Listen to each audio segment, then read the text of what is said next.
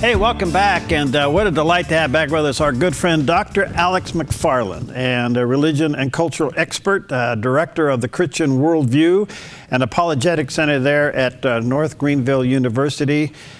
He's on radio, television, he writes books, he leaps tall buildings, he smiles a lot. I haven't seen him eat a hamburger, so I can't complain or criticize the way he eats, but we like him a lot. Wow. Well, you know, if I ever run for president, I'll try to put an entire waffle in my mouth at once. There you go. Well, just so I can make a story about it or something. Good to see you, man. How are you? I'm great, man. My day just improved because I'm getting to talk to Perry Atkinson. You're the man. Hey, Alex, we got a lot to talk about, and it's very interesting that this AFA petition or boycott against Target has worked. Now, sometimes these things don't work or work that fast, but this one has had a huge impact. It's up over 1 million people who have signed the boycott.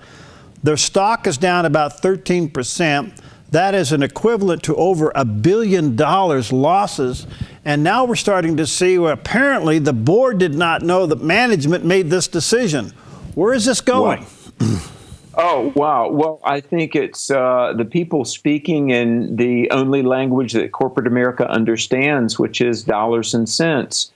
And, you know, this is an exciting thing, really, because it shows that a couple of things. There still is a remnant of people in America that believe in morality. There is a group that believes in personal activism, that it's appropriate to speak out, and that when enough people are willing to link arms and you know, engage in some action, people listen. So this is good on a number of levels. Perry, I will say that, you know, when it first was rolled out about 9 or 10 days ago that AFA was going to initiate this boycott, a pastor said to me, well, you know, that never works. It might not get 25,000 names. Breitbart reports that it's garnering about 75 names every 3 minutes. And, you know, this adds up. And so I know every time I refresh the screen on my laptop, about 5 more names, like how many seconds it takes, 2, 3, 4 seconds to refresh your screen. I've been counting for the last 3 or 4 days. There's about 5 names added every time I refresh my screen. So people are understanding that the social revisionism and the abandonment of moral boundaries that groups like Target have engaged in needs to be stopped, and we're willing to speak up in order to attempt to stop that. Well, I am, let me say, genuinely surprised that the pushback has been so solid. I'm happy for it, don't get me wrong. A little surprised to see it go. I'm just wondering, Alex, is this part of the overall pushback of PCism in the country? We're seeing it in the presidential campaign. You think it's going to come all the way down to the moral issues? Well, I hope so. And I've prayed for a number of years, and I know a lot of people have, that the politically correct lunacy of our lifetimes, I mean, what we've witnessed has got to stop, because for 35, 40 years, there's been this left turn that America has been really forced down. It really started in academia. It's come through media and entertainment. There's been this push to turn America towards things that are not at all American. And maybe the Target boycott is just one indicator that we're finally willing to say enough. Because, I mean, look at this.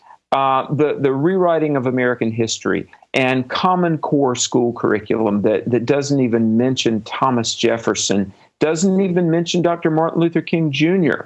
You know, I told my wife, Perry, several years ago, I said, look, the day will come when even Dr. Martin Luther King will be glossed over in public education, because if you read much of his life or writings or thought at all, you'll discover how deeply steeped in biblical Christianity he was. And I said, for that reason, the PC thought police will eventually gloss over Dr. King, which we're seeing happen. We've witnessed the equivalent of book burnings in the left, trying to engineer society rewrite history, reinvent the family, redefine what marriage and morality is. And to the management of Target, if they are wise, if they will do right by their stockholders and care more about business and commerce than political correct kowtowing to the gay mafia, they'll change their policy and go back to what 6,000 years of human history have shown us, that men are men, women are women. We need to observe some moral parameters.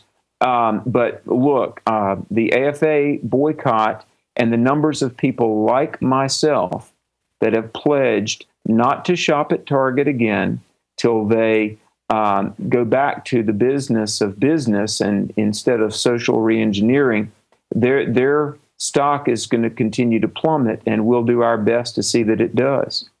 All right. This boycott uncovers a couple of things. And it appears, from some of the articles that I'm reading and trying to follow this the best that I can, that the whole transgender issue or the gender neutral issue caters more to men who are confused about their sexuality than women. Is that true? Mm-hmm. Yeah, I think so. I think so because while, probably if you've been in any major American city, New York, LA, Chicago, it's not that uncommon to see a man dressed as a woman.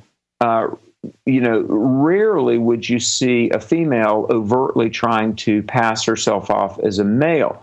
Now, it's a little bit, I suppose you could say, a double standard, although I'm not saying that in a negative sense.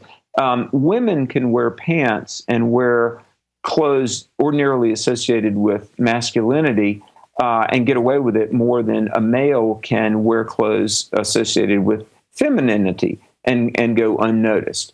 Not that all the women wearing pants are trying to be like men. I'm not saying that at all. But I'm just saying that it's more in terms of social mores. It's much more common to see a female in male associated clothes than vice versa.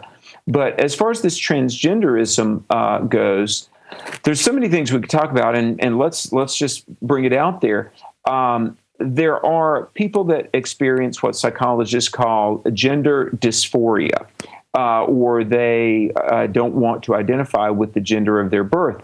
And in fact, the politicizing of gender issues has caused the left and those that are pro-homosexual, pro-transgender to create terms like heterosexist and binary bias. If you believe there are males and females, that's binary, that's two, and you're biased. There's the word cisgender. CIS is a Latin prefix that means same. And Perry, if you were born male and you live as a man, you're a cisgender. But if you believe that men and women should be the gender that God gave them, you're cisgenderist. You're biased. And so in the politicizing of all this, it's just become foolish how many terms we have to create, how many artificial distinctions we have to dream up. But let me just say this. Academically, scientifically, I could defend traditional morality and traditional understandings of gender. But as a Christian, I look to the words of Christ, our Lord, who said, in the beginning, God made them male and female. Who says that it's a binary gender world? God says it. Men are men, women are women. And it's really the ultimate form of moral relativism to say, God, you have no claim on my life, not even over my gender. It's very dark, and we need to stand against it. All right, because what it appears to be, Alex, is we're now propagating open perversion. Yeah. And this is an attack on the traditional nuclear family, the God-created nuclear family. And it certainly is an attack against children. How in the world can we possibly allow this to happen and have children innocently involved in it?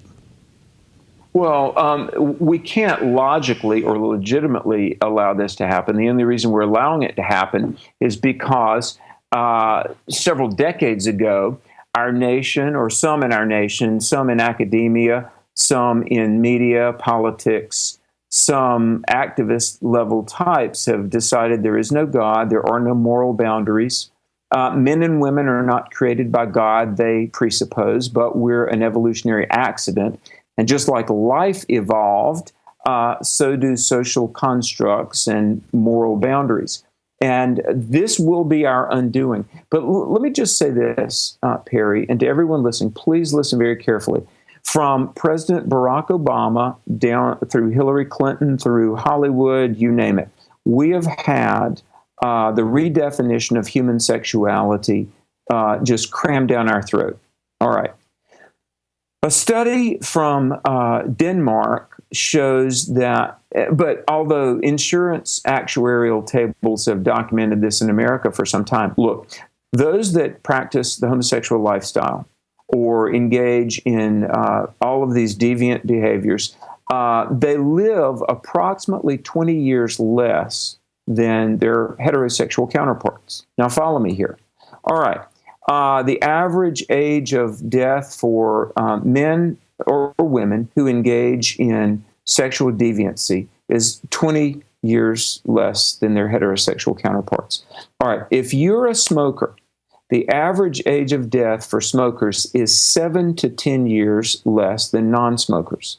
The average age of death for homosexuals, transgender, those that have gender dysphoria, and those that engage in whether it's transsexualism, pansexualism, homosexualism, okay, 20 to 24 years sooner. All right, look, why is the government, the media, the public school systems, why are they trying to encourage people in something that statistically is more than twice as detrimental as smoking? Smoking is half as likely to put you in an early grave as the gay agenda. And doesn't that amaze you? And Target, major retailer, Target, playing into their hand. So thank God for the courage of the American Family Association, Tim Wildman, an American Christian leader with whom all people should be familiar. And I would encourage people to go on, find their website, afa.net, put your name on that boycott. Let's kick it to 2 million. Let's speak in, sadly, the only language that American business understands, which is money.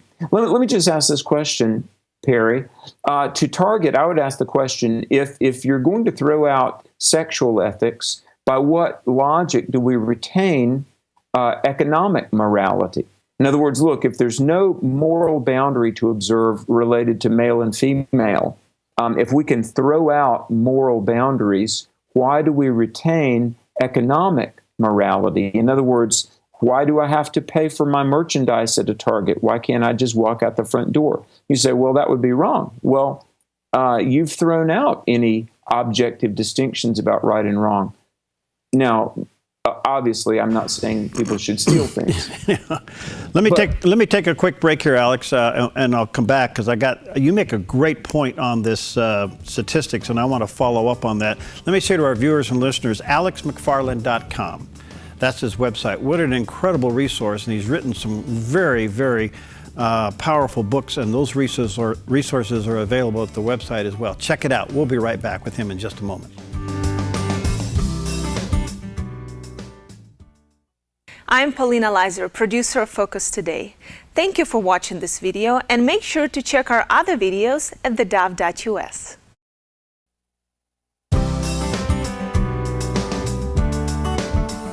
Welcome back, and we're with our good friend today, Dr. Alex McFarland, a writer, speaker, apologist. I have in my hands here his latest book. This one is terrific. The God You Thought You Knew. What a resource, dealing with 10 myths about Christianity. And it's just so well researched. What a resource in your hand. When you're on his website there at alexmcfarland.com, you can check out his other books, 10 Most Common Objections to Christianity, 10 Answers for Skeptics, 10 Answers for Atheists, just to list a few of the things that he writes. He'll come to your church. He'll hold a seminar on apologetics. And I just appreciate his spirit and the way he goes about things. And thank you, Alex, for what you do, because people really appreciate you being on the Dove. We're talking about what's happening with Target and this boycott that's only about 9-10 days old. And it has exploded across the country, over 1 million. In fact, the last count that I saw, Alex, 1,152,000 people have signed the petition to boycott Target, as they have now come up with the policy of gender-neutral bathrooms. That is reflected in about a 13% decline in their stock value, which represents over $1 billion. And all of those numbers continue to climb. This is an incredible thing that's happening. And by the way, you can go to afa.net and sign the petition. But you mentioned something that's really intrigued me. You know, you talked about the statistics of this propagation of these things that result in a shorter life, whether it's smoking, drinking, and even these diverse sexual orientations that result in people living a shorter life. What's so interesting to me is this really is spiritual, because we have a society that's promoting death, and Christianity is promoting life. It's pretty simple. Well, it is. You know, John 10, verse 10, in the Gospel of John, chapter 10, verse 10, Jesus said, he said, the thief comes to steal, to kill, to destroy. Christ said, I've come that they might have life and life more abundantly. Jesus offers you everlasting life, forgiveness of your sin, but also here on earth, abundant life, the life of growing with Christ every single day. You know, Perry, I've thought about how we've lost childhood in this country. I mean, if you go in major retailers, you'll see clothes for children, especially for little girls, clothes for little bitty children that are immodest or have racy slogans on the T-shirts. I mean, my goodness, I see stuff for children that is just absolutely inappropriate. And I'm going to put on my pastoral hat here, and I know this is probably going to sound old-fashioned and antiquated, but, you know, it's just from a guy who's spent the last 30 years traveling the world, researching, studying culture, and writing and teaching about it. Look, the devil is trying to usher along that thing which is his MO, which is death. I tell young people, don't grow up too fast. Perry, do you remember when we used to say that to kids, don't grow up so fast? Do you remember that? Right. Satan is about death, the death of families, the death of relationships, the death of nations, and the death of people. And in standing for morality, objective morality, what the founding fathers called self-evident truth, Jefferson, at the behest of John Adams, wrote the Declaration of Independence. Now, folks, think about this, and it needs to influence how you vote, how you talk to your neighbors. Jefferson talked about the laws of nature and nature's God. That's morality. And the one who is the foundation of morality, God. And Jefferson, at the behest of John Adams, wrote the Declaration, and it says the government should not be changed, quote, for light and transient causes. Perry, I would say, based on the propaganda, the marketing job that America has been handed on this gay agenda, gender confusion, the redefinition of marriage and family, we are legislating, changing culture, reinventing society for, yes, light, transient causes rather than truth. Well, that sets up the big question, Alex. First of all, coming up Thursday is the National Day of Prayer. I can't think of a more important time for the people of God to be on their face before God for this nation. The answer is not in a president or a party. The answer is in God. We don't even seem to even get that. So what would be the response to us on these issues that go at the core of morality. Now, whether they're showcased in religion or Christianity or not, they go against the Big Ten. And the Big Ten wasn't written for Christians. The Big Ten was written for humanity. Exactly. And I love the way you said that. Good job, Perry.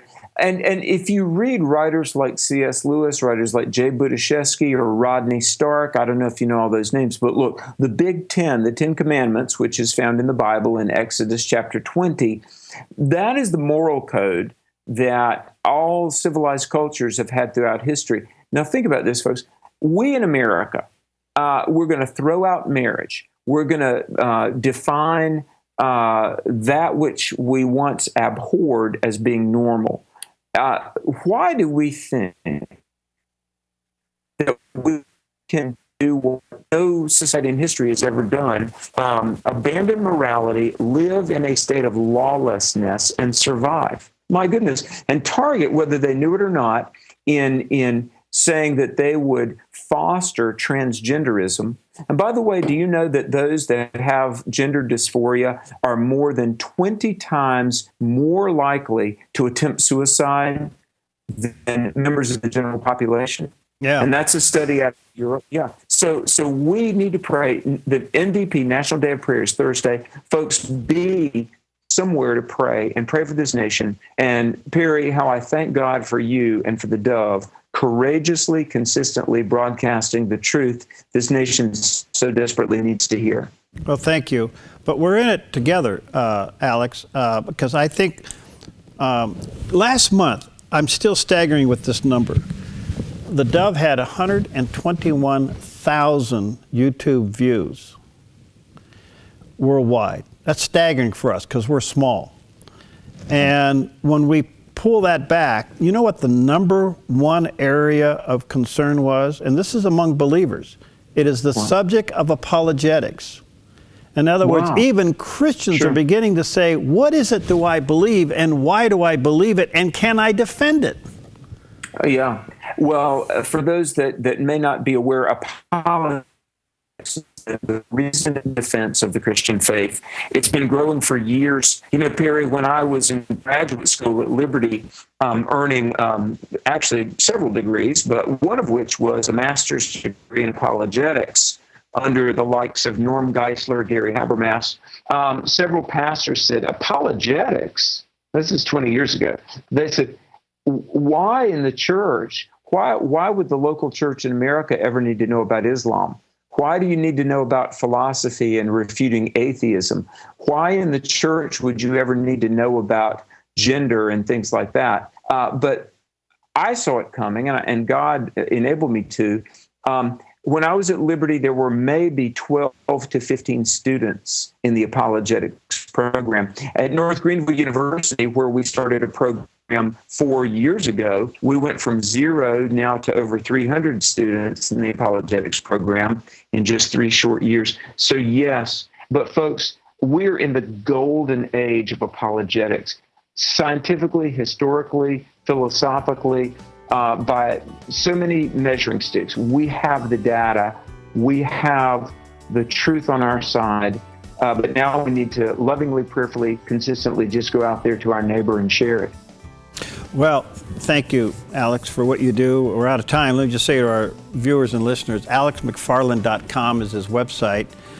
Check out his book. Check out the latest one, and that is Exposing the 10 Biggest Myths About Christianity. And the title of the book is The God You Thought You Knew. This is a powerful resource for you to have in your hand. One of the beginning books of self-apologetics right here for you to have in your hand. So check it out at alexmcfarland.com. Thanks, buddy. Appreciate you. Look forward to many times together. And we'll be praying, all of us, on Thursday, the National Day of Prayer. God bless you. Call me, folks. I want to come to Oregon. Yeah, we got to get him out here. alexmcfarland.com. All right, we'll see you next time.